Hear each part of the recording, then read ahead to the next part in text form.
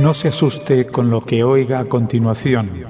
Es el eco del pasado cuando empezaron las emisiones de Radio Sefarad a finales de enero del 2004 y cuyos informativos semanales hemos reunido para revivir lo que entonces pasaba desde la perspectiva de nuestro tiempo.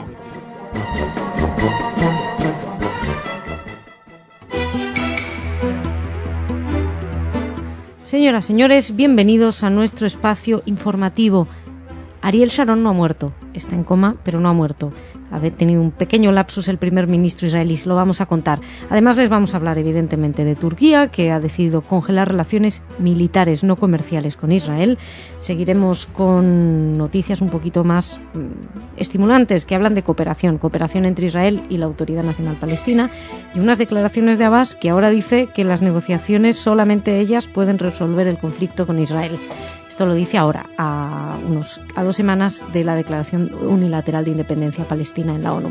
En fin, de todo esto les vamos a hablar en nuestra primera parte del espacio informativo, y en la segunda Raquel nos va a traer noticias de corte cultural, pero empezamos hablando de Turquía. Turquía, como les decía, ha dicho que congelaba sus relaciones militares con Israel.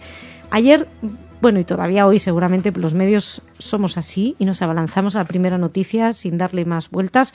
Estaban casi todos los medios que Turquía congelaba relaciones militares y comerciales con Israel. Bien, pues el gobierno turco rectificó el anuncio formulado por la mañana por Tayyip Erdogan, diciendo que las relaciones comerciales con Israel no, simplemente es la industria militar la que queda congelada, así lo informó la agencia EFE.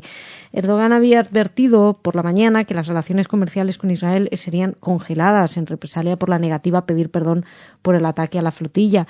Y la cuestión fue que no era la comercial, es una diferencia bastante importante, sino la económica. En cualquier caso, la escalada de Turquía sigue. Ya saben que el pasado viernes expulsó al embajador israelí de Ankara, anunció además que rebajaría al mínimo las relaciones diplomáticas con Israel y sigue empeñado en que quiere que Israel se disculpe.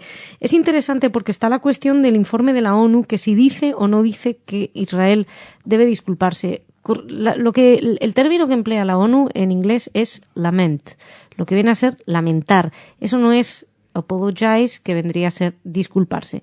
En fin, suponemos que los diplomáticos sabrán por qué lo han hecho, pero de diplomático Erdogan en este momento tiene más bien poco. Es probable que también le interese reforzar su postura a nivel internacional dentro de lo que es el conflicto ante una Europa que parece ser que no va a aceptar a Turquía en su seno.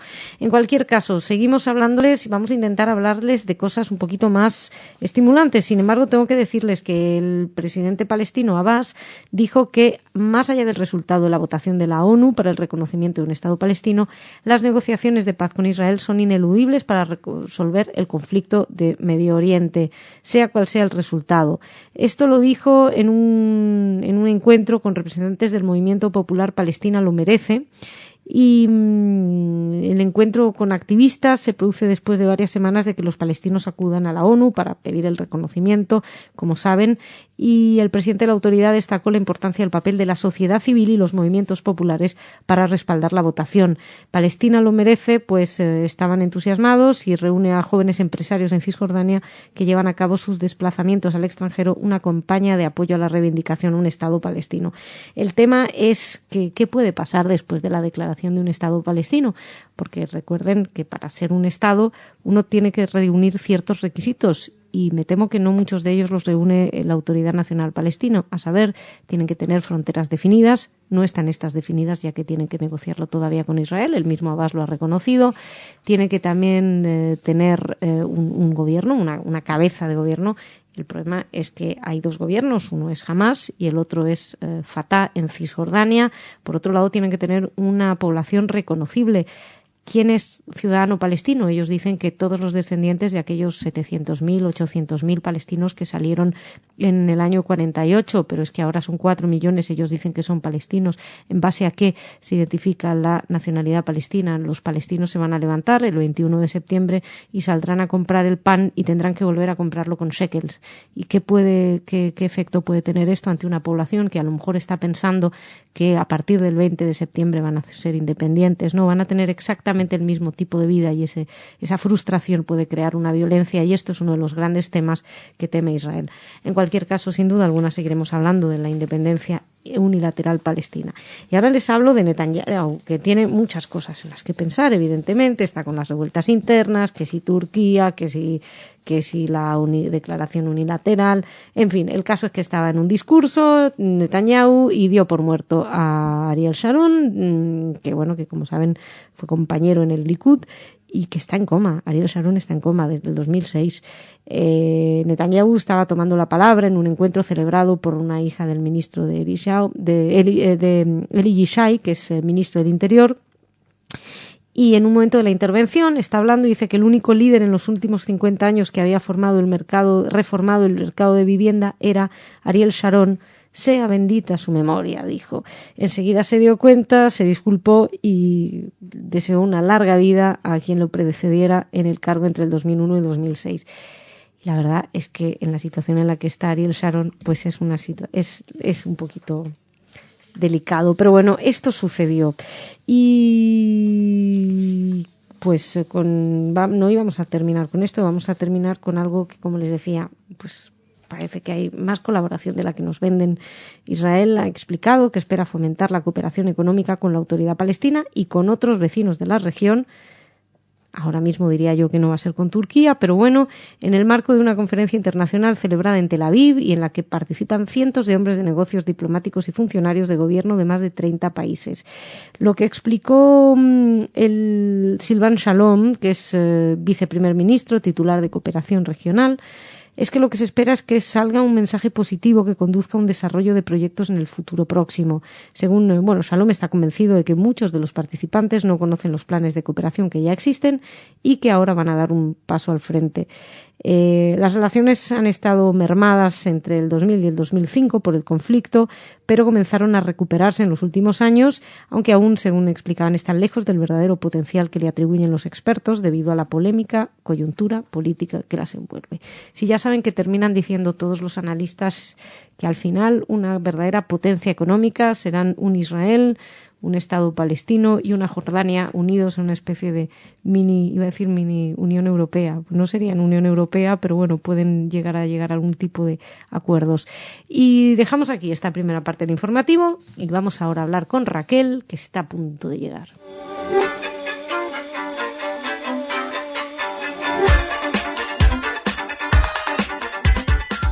Hola, Raquel. Hola, Masa, y hola a todos los que nos están escuchando. Bueno, cuéntanos qué nos traes hoy de noticias. Nos vamos al cine, Masa, ¿te apetece? Inmediatamente, vámonos. ¿Y en Caracas? Uy, mejor todavía. Pues mira, llega la quinta edición del Festival Internacional de Cine Judío de Caracas. Han sido 5 ediciones consecutivas y para celebrar estos 5 años el Festival de Cine tendrá 2 localizaciones. Del 3 al 13 de noviembre será en Caracas y del 12 al 16 de noviembre en Maracaibo. O sea que el día 12 y 13 coinciden las 2 sedes. Uh-huh. Como novedad en este 2011, los largometrajes y cortometrajes documentales y de ficción que se van a ofrecer en este festival proceden de muy diferentes países: Israel, China, Francia, Alemania, Austria, Rumanía, Estados Unidos, Argentina y Brasil. Y no nombramos todos.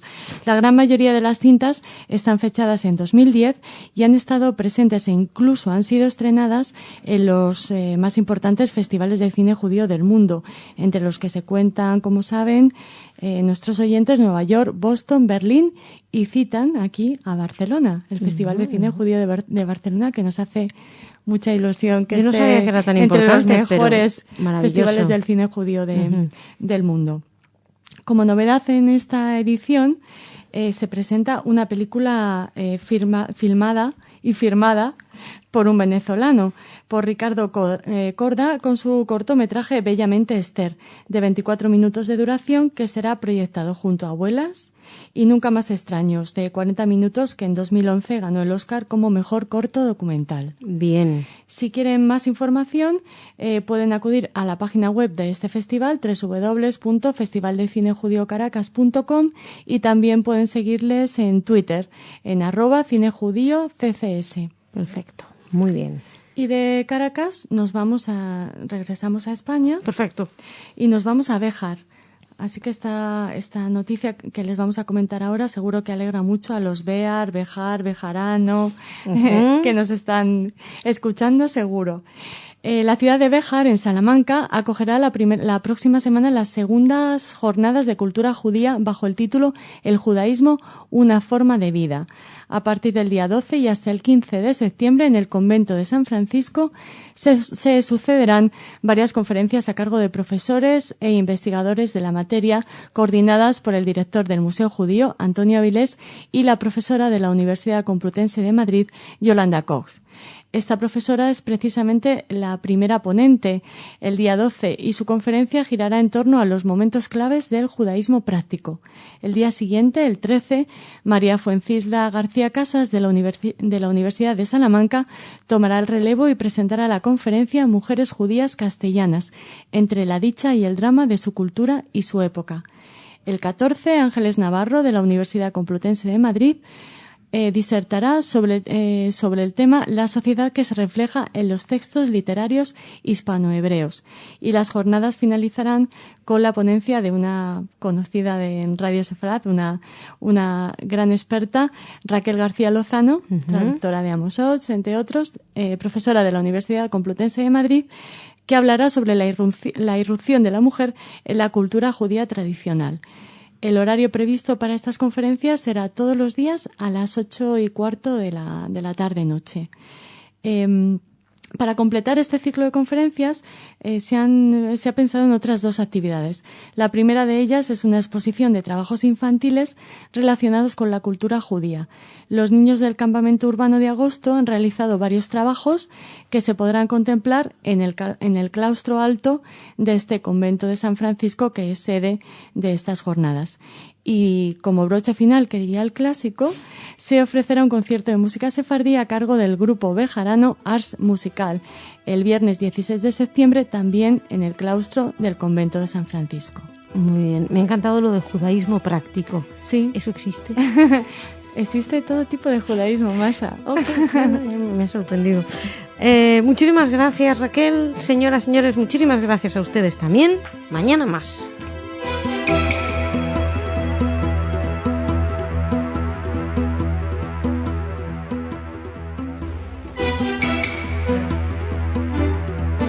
Señoras, señores, bienvenidos a nuestro espacio informativo.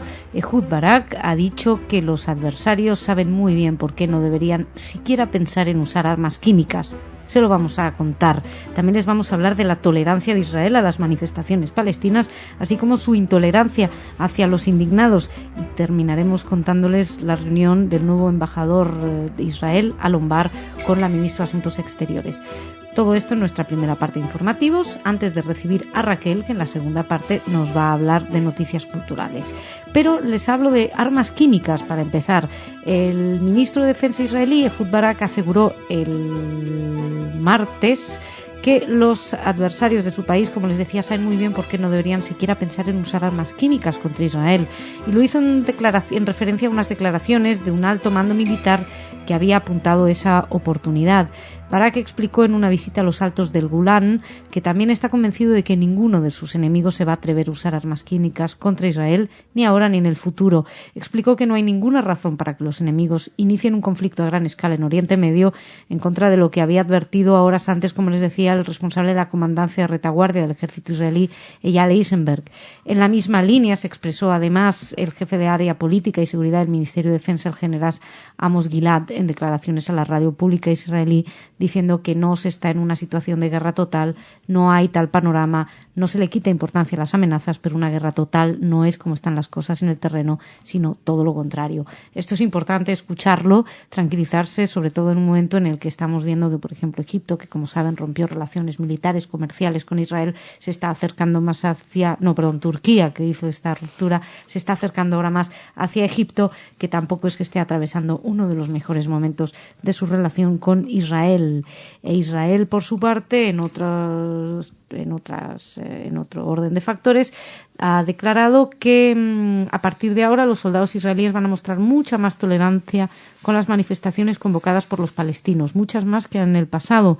No es que haya cambiado la filosofía, lo que pasa es que ha cambiado el entrenamiento y el equipamiento que ha sido repartido en los asentamientos y están diseñados para evitar las heridas y para reducir los fallecimientos. Michael Edelstein ha sido el encargado de planificar las doctrinas implementadas desde Jerusalén para tratar las manifestaciones y ha explicado que las tropas están mejor equipadas, mejor entrenadas y que la situación ha cambiado, que tienen más medios que se pueden usar, con lo cual no hacen falta armas letales y se puede reaccionar de una manera más ligera, si se puede decir si me permiten esta expresión. Además, señalaron que se está a la espera de esas manifestaciones, incluso disturbios en caso de que la Asamblea General de la ONU apruebe la petición del reconocimiento, pero que están preparados, que están previéndose y que entonces, quieren evitar que, como en otras manifestaciones, haya víctimas mortales. Y si están muy tolerantes en este sentido, parece que lo están menos con los indignados. Recordarán, sábado, 450.000 personas en la calle, titulares, fotos en grandes periódicos, incluso aquí en España. Bueno, pues estaban empezando a marchar tranquilamente los indignados israelíes, estaban retirando los campamentos y han llegado los policías y se han puesto a retirar de madrugada y sin previo aviso decenas de carpas de los indignados en varios puntos de Tel Aviv. ¿Qué ocurre? Pues han conseguido reavivar el movimiento y se ha convocado una manifestación. Se convocó ayer una manifestación de protesta. La mayoría de los integrantes ya habían empezado a marcharse, pero después de haber convertido las acampadas en punto de encuentro para debates, asambleas, sin perjuicio de quienes quisieran mantener su tienda, pues habían decidido irse. Y ahora la policía ha cambiado de opinión y esto no les ha gustado. Suponemos que tampoco va a dar mucho más de sí la noticia, y quien sí va a dar mucho de sí, por lo menos tiene 4 largos años por aquí para hablar, para explicar, para hacer acuerdos, es el señor embajador de Israel en España, Alon Bar. Se incorporó a su puesto a comienzos del pasado mes de agosto, se lo contamos aquí. Bueno, pues ayer tenía previsto encontrarse con la ministra de Asuntos Exteriores, Trinidad Jiménez, en lo que era su primera reunión con el nuevo embajador. Jiménez recibió a Bar en la sede del Ministerio de Exteriores en un encuentro protocolario con motivo de su llegada a Madrid. Y hablaron, y como imaginarán, hablaron de la ONU, hablaron de la posición de España frente al posible reconocimiento del Estado dentro de 2 semanas, y además suponemos que también habrá hablado de las declaraciones del presidente español, José Luis Rodríguez Zapatero, quien afirmó en Turquía que confía en que la próxima asamblea dé pasos irreversibles hacia el Estado palestino con el máximo consenso posible.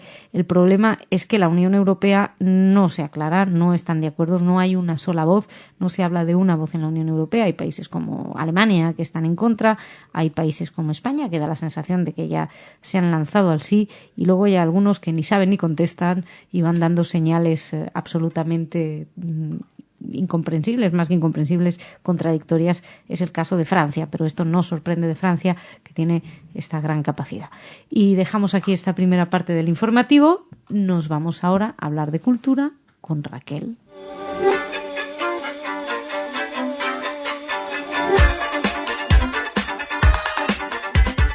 Hola Raquel, ¿cómo Hola estás? Masa, muy bien. ¿Qué tal? ¿Qué nos cuentas? Pues mira, empezamos con la noticia de una reedición del único libro de Emek. Si quieres cuento un poco quién es Emek, porque alguno de nuestros oyentes quizá no conozca al que dicen que es el salvador del arte en el rock and roll.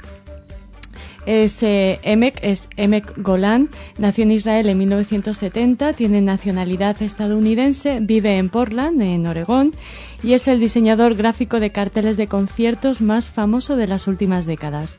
Ha trabajado para grupos como Beastie Boys, Pearl Jam, cantantes como Nick Cave, Pixies, Radiohead, grupos Neil Young, los mejores. Cantante. Sí. Cantante que a muchos les gustaría tener en su grupo. Ajá, muy bien. Bueno, destaca sobre todo la obra de Emek porque no consiente la indiferencia, no hace el típico cartel promocional del artista anunciado, sino que va un paso más y sacude la conciencia de los fans, de los espectadores. Sus carteles son aclamados y coleccionados con pasión en todo el mundo.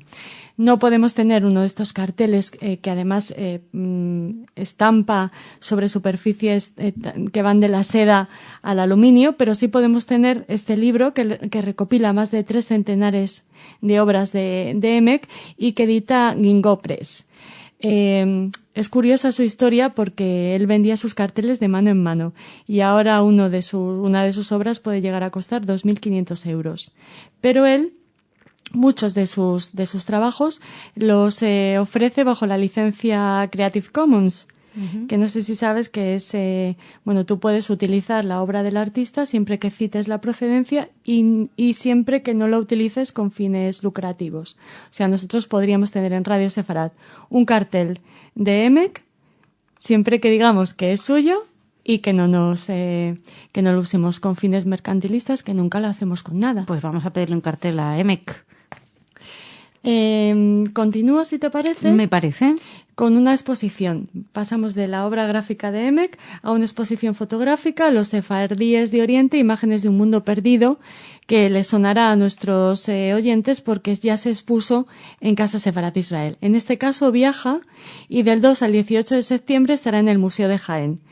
En esta exposición se muestran fotografías de las comunidades sefardíes de Europa Oriental, donadas por particulares a la organización Centropa, con comentarios de sus propietarios, y se puede, gracias a estas instantáneas, a estas fotos tan curiosas y tan especiales, se puede conocer la vida cotidiana de dichas comunidades de judeo-españoles. Uh-huh. El acceso a esta exposición en el Museo de Jaén es totalmente gratuito. Buenísimo. Uh-huh. ¿Y qué más tenemos? Pues tenemos para mañana viernes un estreno de cine. Wow, perfecto. Llega a la cartelera española, gracias a Universal España, la productora y distribuidora La Deuda. Es una peli protagonizada por Helen Mirren. Sí, la he visto por todas partes anunciada. Sí, está Madrid cubierto de carteles de una película que comparan ya con Los 3 días del Cóndor o Marathon Man. ¿Y qué tiene? O sea, que tiene muy buena pinta. Pues es una versión de una película israelí del mismo nombre, del año 2007, que se estrenó en Francia, Alemania e Israel, pero que no llegó a España. Y tampoco llegó a los grandes circuitos comerciales. Y ahora se hace esta revisión, esta secuela, podríamos decir, dirigida por John Maiden, que es conocido en España porque fue el director de Shakespeare in Love. Y que, como digo, está protagonizada por la gran Helen Mirren. Bueno, a mí al menos me gusta mucho. No sé si estás de acuerdo. Sí, señora. Pues la verdad es que es una gran actriz, sin duda. Te cuento la historia brevemente. No me cuentes quién es el asesino. No. Tampoco te voy a decir si hay un asesino. Ah, bueno, de acuerdo. Es la historia de un comando de un equipo del Mossad que tiene como misión sacar con vida del Berlín Oriental al doctor Bernat en la Nochevieja de 1965 para que sea juzgado por un tribunal por crímenes de guerra durante el Holocausto. Wow. Hay intriga, amor, todo. Todo. Les recomendamos sexo, que droga, vayan a rock verlo. and roll. No falta nada. Pues suena interesante, sin duda. Me hubiera gustado ver la original, pero bueno, habrá que ir a ver la de Hollywood, que tampoco estará nada mal, Helen Mirren. Raquel, 1.000 millones de gracias. Nos reencontramos mañana. Gracias, Vanessa. Señoras, señores, muchísimas gracias a ustedes también. Nos volvemos a escuchar, nos volvemos a encontrar aquí mañana en Radio Sefarad.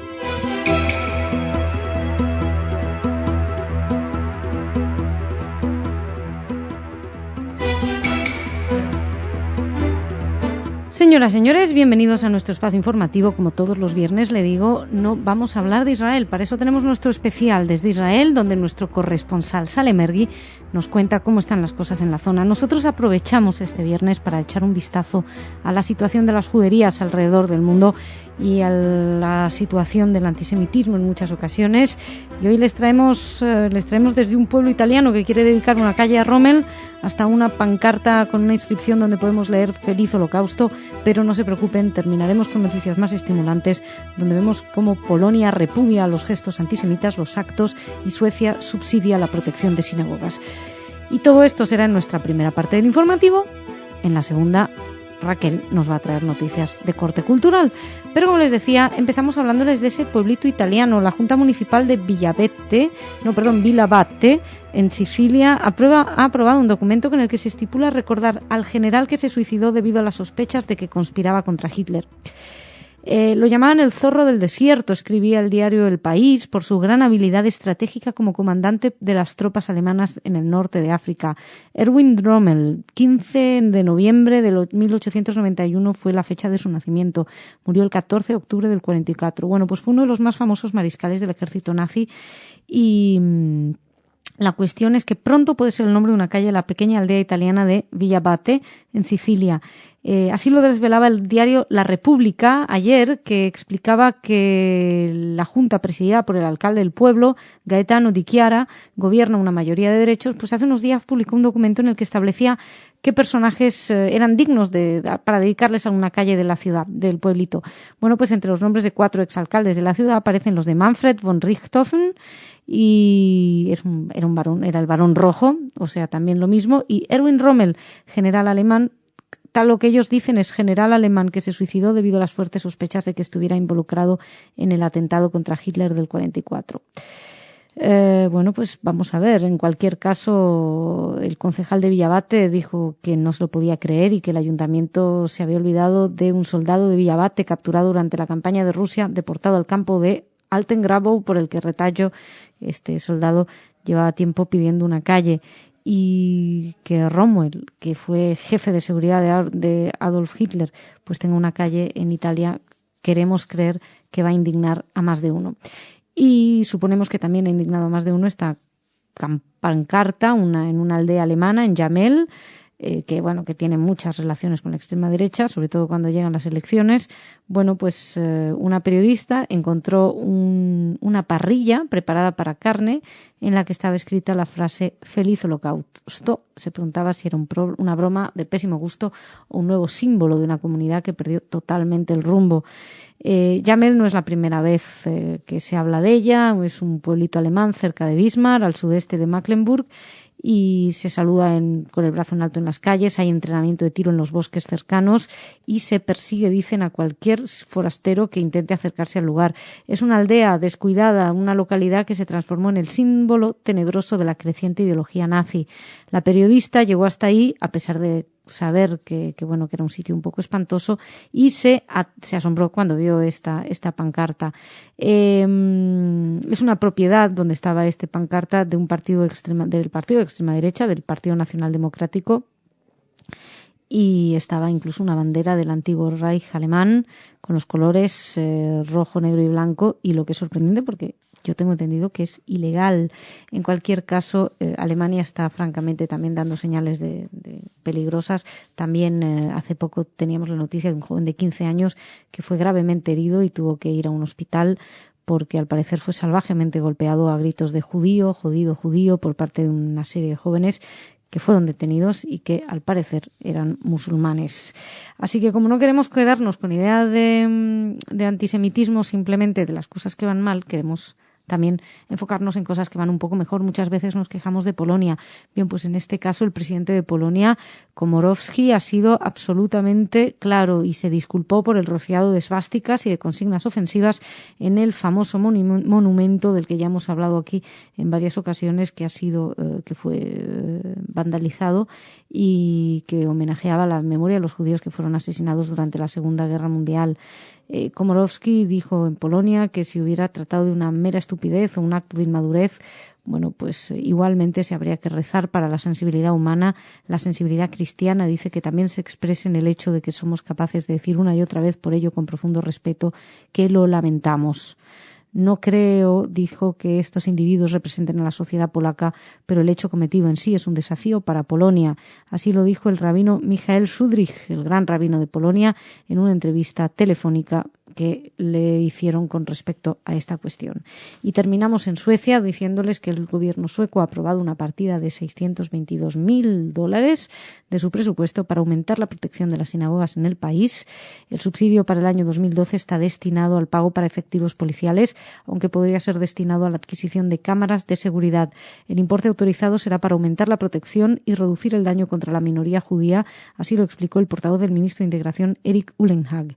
Y yo lo que pregunto, ¿nadie le llama la atención que en Europa haya que gastar $622.000 más, un aumento, para proteger a los judíos? Hay algo que está funcionando mal si todavía a estas alturas hay que hacer estos gastos económicos, y no solamente económicos, porque no es un problema de dinero, es un problema de lo que significa. Y señoras y señores, dejamos aquí esta primera parte del informativo. Nos vamos ahora a hablar con Raquel de Cultura.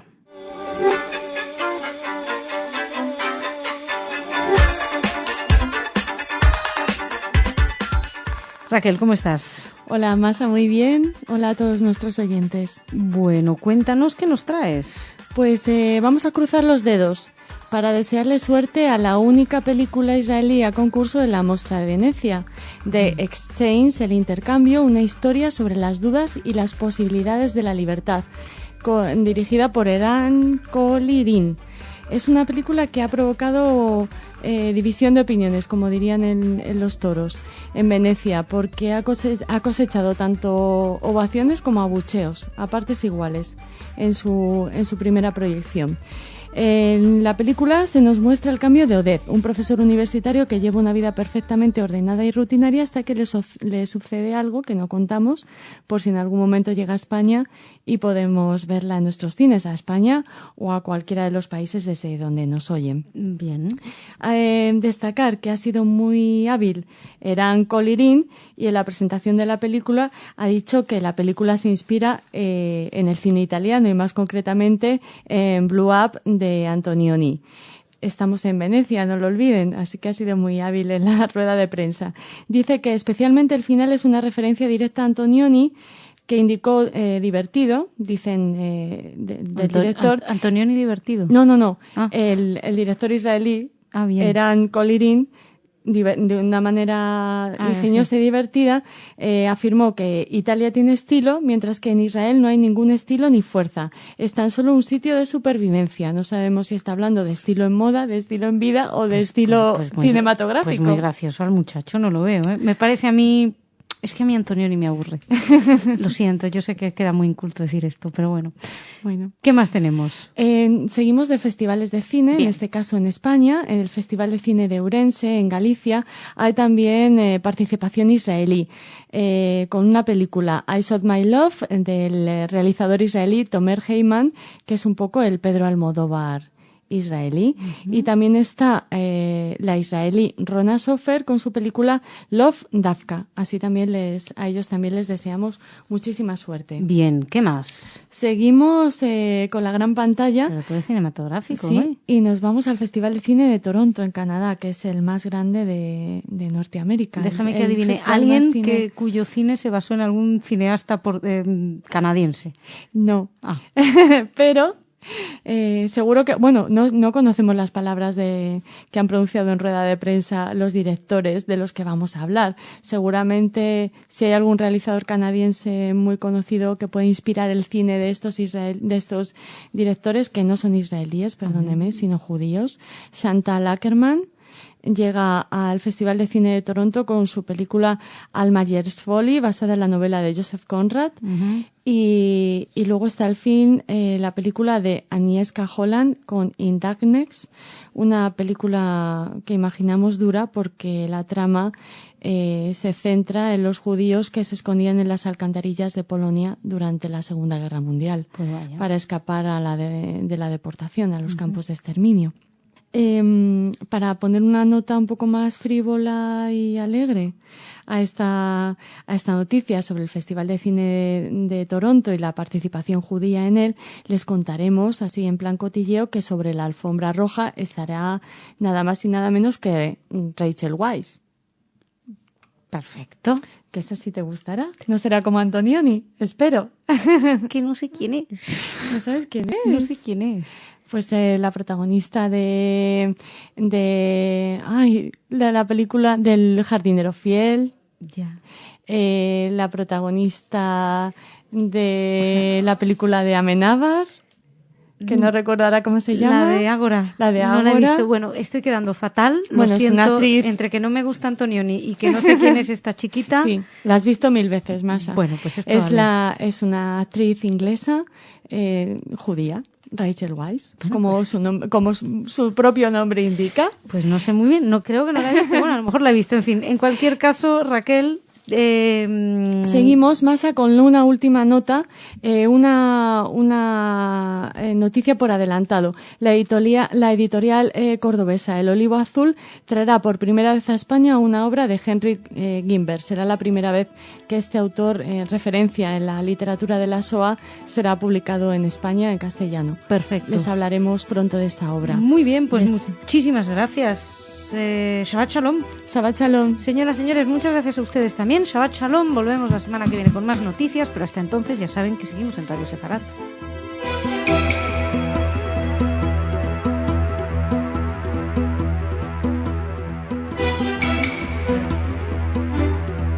Señoras, señores, bienvenidos a nuestro espacio informativo. Vamos a hablarles de esas relaciones entre Israel y El Cairo y también Israel y Turquía. Además de las indemnizaciones de Alemania, en este caso a Italia.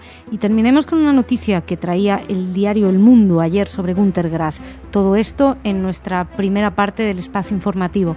En la segunda... Raquel nos va a traer noticias de corte cultural, pero empezamos hablando precisamente de esa delegación israelí que viajó al Cairo ayer para intentar recomponer las relaciones bilaterales tras el violento asalto del pasado viernes a la Embajada de Israel en la capital egipcia.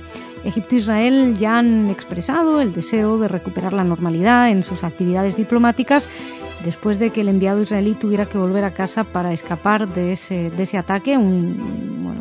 Lo habrán leído en varias partes, les recomiendo especialmente la crónica que de ello hizo el diario El Mundo. Y Israel dijo estar en conversaciones sobre el regreso del embajador, Yitzhak Lebanon, y su personal, pero que quiere garantías de seguridad. Y el viceprimer ministro, Dan Meridor, dice que no cree que los egipcios puedan proteger la sede diplomática. Así que están con bastantes preocupaciones, pero se está intentando por ambos lados restablecer la normalidad. Donde no se está intentando restablecer la normalidad es en la cuestión de Turquía. Erdogan ahora está haciendo como un gran tour, dándose un baño de multitudes, haciendo una especie de gira por varios países que han tenido esta llamada primavera árabe. El primer ministro turco dijo que además que el asalto a la flotilla supuso una causa de guerra y que si no hicieron nada y reaccionaron con paciencia es por la grandeza de Turquía, que eso fue la decisión que tomaron. Le concedió una entrevista a Al Jazeera y insistió en que el principal deber de la Marina turca es proteger a los barcos del Mediterráneo, diciendo que pueden ser atacados por Israel si quieren emprender el camino rumbo a la Franja de Gaza. La cuestión es que esta crisis diplomática entre Jerusalén y Ankara pues está haciendo que Erdogan pueda ir por todos los países a la vez y convirtiéndose casi ahora en el adalid de la causa palestina. Sin duda alguna, muchos analistas dicen que por ahí va la cuestión, pero en ningún momento comentan que el informe de la ONU, el informe Palmer, la ONU le hacen muchísimo caso cada vez que critica y condena a Israel. Por una vez que no critica y condena a Israel, la olvidan y la obvian y ya no interesa. Pero el informe Palmer, hay que recordar, dijo y demostró que el bloqueo a Gaza es legal y que el asalto fue también legal, no obstante exagerado y por parte de los israelíes, que utilizaron demasiada fuerza, pero todo dentro de la legalidad. También habla de regret, no de lament. Me equivocaba yo la semana pasada cuando les decía que el informe Palmer hablaba de lament. Es de regret. No es la misma diferencia, pero tampoco es pedir perdón. Y seguimos, ahora cambiamos de tercio completamente. Nos vamos a Alemania, que ha iniciado una causa contra Italia para bloquear las indemnizaciones a las víctimas de los crímenes nazis, que fue ordenado por la Corte de Casación italiana, y han ido a La Haya. ¿Por qué? Porque Alemania considera que las Cortes italianas no tienen jurisdicción sobre ella para ordenar indemnizaciones y considera que la sentencia es una violación a su soberanía nacional. Las motivaciones de Berlín fueron presentadas en La Haya por una representante, por su representante alemana, y ayer le tocaba el turno a Italia, si no me equivoco, o hoy le toca a Italia, y la cuestión está en ver si La Haya ratifica o no esa decisión de la Corte de Casación italiana que condenaba a Alemania a pagar las indemnizaciones a las víctimas del nazismo. Y terminamos ahora hablando también de nazismo y hablando de Günter Grass. Según el diario El Mundo, ayer, en agosto, Günter Grass dio una entrevista al diario israelí Haaretz y en vez de caer un poquito mejor de lo que ya cae, recuerden que durante muchos años ocultó que estuvo en las SS, no en las juventudes hitlerianas donde todo el mundo estaba sí o sí, sino en las SS, que eso ya era un grupo de élite y que había que tener una ideología común al régimen y voluntad de estar ahí dentro. Él lo ocultó. Bueno, en un momento dado, durante la entrevista, habla de los 8 millones de prisioneros de guerra alemanes en campos de concentración soviéticos y dice que solo 2 millones de ellos sobrevivieron. Es decir, que dejó entender que 6 millones de alemanes asesinados habían sido asesinados después de la guerra en la URSS. Curiosamente, el mismo número de judíos asesinados durante la Shoah. Y eso no es cierto. Los historiadores dicen que 1 millón de alemanes murieron en la Unión Soviética y la pregunta que se hacen algunos periodistas, entre otros Der Spiegel, es si se equivocó o si ya es una cuestión de ideología, y dice que de alguna manera, imaginemos que un escritor de ideología conservadora, escribe Der Spiegel, diera una entrevista con un periódico israelí y pusiera al mismo nivel el asesinato de los judíos y la aniquilación de los soldados alemanes en la Unión Soviética. No hace falta mucha imaginación para intuir cuál hubiera sido la reacción del público ilustrado. Habría sido descalificado de por vida por dar opiniones políticas relevantes, pero si ese autor es Günter Grass, pues como que se lo perdonan. También Die Zeit ha hecho reproches y la cuestión es que viene a decir que de alguna manera reprochan a Günter Grass el poner en una misma balanza a las víctimas y a los verdugos. Y dejamos aquí esta primera parte del informativo y nos vamos ahora con Raquel. Bueno, no nos vamos nosotros, viene Raquel aquí a contarnos sus noticias culturales.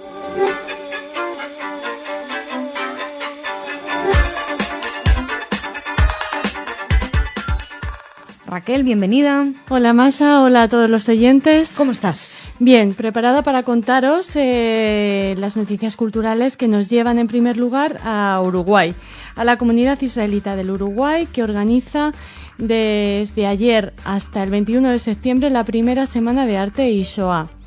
Hay 2 exposiciones, una de ellas es de Silvia Feinstein, Profecías del Holocausto, se puede visitar todas las tardes, la inauguración fue ayer, como dijimos, a las 7:30, y luego la otra exposición es de Daniel Delgado y se llama Shoah. Como añadido, como soporte intelectual a estas exposiciones, el miércoles 14 de 8 a 10 de la noche se celebrará una mesa redonda bajo el título Shoah, el derecho a saber, el deber de educar. Participarán Gerardo Caetano, Mauricio Rosenkopf y Aurelio Gómez. Y además, para completar esta primera semana de arte y Shoah en la comunidad israelita del Uruguay, hay visitas guiadas al Museo de la Shoah. Bien, es completo, desde luego. ¿Qué más? Pues cambiamos radicalmente de tema, Masa, porque hoy deberíamos poder felicitar, ojalá pudiéramos a Amy Winehouse, que hoy cumpliría 28 años. Uh-huh. Como todo el mundo sabe, pues nos dejó. Y su padre, Mitch Winehouse, ha ofrecido la primera entrevista que se emite hoy en el talk show de la CNN Piers Morgan Tonight. Uh-huh. Es una entrevista muy esperada y de los titulares que se han extraído, que se han podido conocer, pues el padre de Amy dice de ella que estaba llena de amor y lo compartía con todo el mundo, incluyendo a personas que no lo merecían. Uh-huh. No nos descubre nada el señor Winehouse. Supongo que no. Bueno, también ha comentado que el médico ya había prevenido a Amy de que si su comportamiento continuaba, el padre cuenta que digamos que cometía excesos con el alcohol durante semanas y luego se iba a desintoxicar, a pesar de su canción, iba al centro de desintoxicación, pero que el médico le había dicho que si continuaba con ese comportamiento, pues que se podrían provocar convulsiones que la llevarían a la muerte. Bueno, pues es lo que pasó. Sí. Y bueno, está todo el mundo pendiente de esta entrevista y sobre todo de que salga el disco póstumo de Amy, del que, bueno, que les daremos debida cuenta. Sin duda alguna. ¿Y qué más? Volvemos a España. Bien. Con 2 noticias muy cortitas. Hasta el 28 de septiembre se puede presentar fotos de la Judería de Toledo, porque, bueno, un poco siguiendo la estela de la Semana Sefardí, el Ayuntamiento ha organizado un concurso de fotografía, bueno, cuyo tema es precisamente la judería. Entonces, todos los que se están visitando estos días este enclave maravilloso de la cultura del pasado judío español, pues pueden presentar sus fotos y pueden ganar un fin de semana para 2 personas en el Parador de Toledo y una cena degustación en el Cigarral Caravantes. Buenísimo. Y nos vamos de Toledo a Rota, porque Tarbut en Villa de Rota está celebrando su primer ciclo de cine judío, que empezó el 21 de agosto y se desarrollará hasta el 16 de septiembre. Entonces aún están a tiempo de ver la última y súper recomendable película, El último sefardí, el día 16. Pues tienen hasta el viernes, así que tienen que ir el viernes a verlo. Raquel, muchísimas gracias. A ti más. Señoras, señores, muchas gracias a ustedes. Mañana más.